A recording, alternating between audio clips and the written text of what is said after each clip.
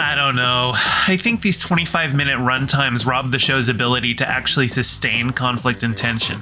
Each week, the resolution seems to come so quickly that none of it feels earned. I'm Gayfesh, and today we'll be talking She-Hulk, Attorney at Law, Season 1, Episode 5, Mean, Green, and Straight Poured Into These Jeans. But before we get started, make sure to like, subscribe, and ring the bell. Spoilers ahead.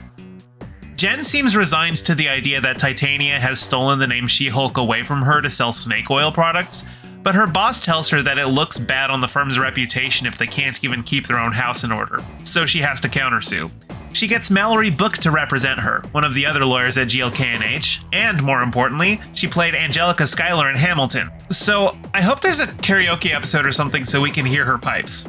And I don't even care if it clashes with the plot at this point, since I'm already resigned to this show being low to mid at best. The judge tells them that they need to demonstrate a clear pattern of Jen using the name She-Hulk, when all they have is a single news interview of her saying she is She-Hulk. Jen comes up with an idea once she runs into one of her dates at the law firm. Since she created a dating profile under the name She-Hulk and went on several dates, that establishes a clear pattern of her using the name. So all she has to do is haul out all her dates to the witness stand and sit there to be embarrassed by them each in turn.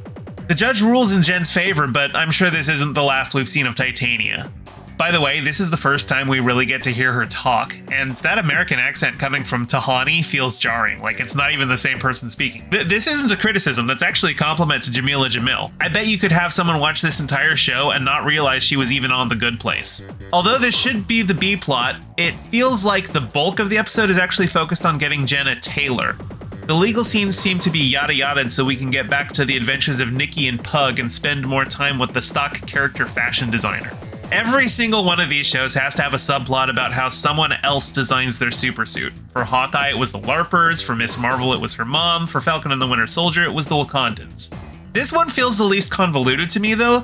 This time it's an actual fashion designer specifically hired to do this job, but even then, he was hired to tailor business suits that would fit both Jen and She-Hulk, and he made the supersuit as an extra without being asked to or getting any input from her on what she would want the look to be.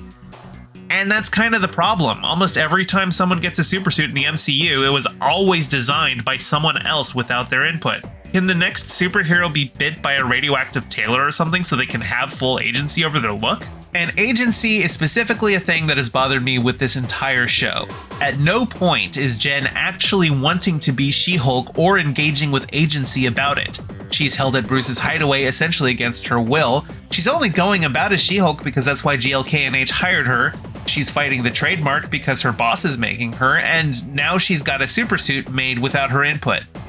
Her character arc is being set up to be like, no, you know what? I do like this stuff, which is great for her, but the entire show seems constructed around the system forcing her into it in the first place. That's not self-discovery, that feels more like grooming. The episode ends with a Daredevil tease, as we see his yellow mask in a hat box at the fashion designer's studio. Given how each ending tease seems to lead into the plot of the next episode, that means we should be getting ya boy Matt Murdock next week. If they don't have sex by the end of the season, I will be severely disappointed in them both. So that's it for this week. Let me know your thoughts below. Feels weird that this is the first episode without a post-credit scene. Why didn't they do one with Pug and Nikki waiting in line for shoes? They set it up. Be sure to like, subscribe, ring the bell, and share the video with your friends. Subscribe to my Patreon to get shouted out in future videos. Check out my Bandcamp for banging tunes, including all the tracks you heard in this video. Follow me on Twitter @GayestFesh, and don't forget to check out my podcast, The Rest of Both Worlds, where I go through Star Trek The Next Generation with a friend who's never seen it. Thank you to all my patrons, with a special shout out to Piftle Cakes and Renee Vorbeck. Your support is greatly appreciated. See you all in the next video.